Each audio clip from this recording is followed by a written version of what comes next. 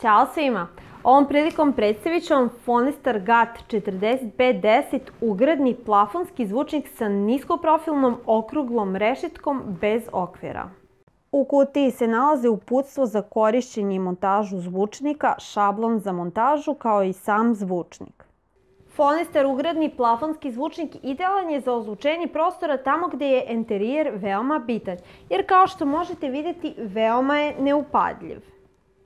Phonestar ugradni zvučnik je veoma uniformnog i neupadljivog izgleda. Dizajniran je tako da se vrlo lako montira na plafon i integriše u okolinu, zahvaljujući rešetki bez okvira koja ga čini gotovo neprimetnim.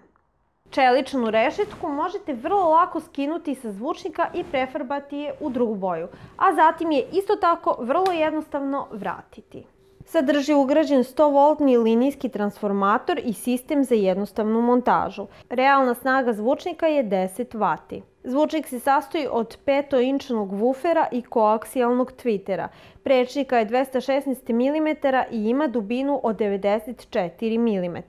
Prečnik otvora za ugradnju je 187 mm i ceo ugradni zvučnik teži 1,4 kg. Zvučnik je napravljen od ABS plastike, a prednja rešetka od čelika. Dostupan je u beloj boji. Phonestar ugradni zvučnik možete poručiti putem linka. A ja želim vama sve najbolje do sledećeg videa.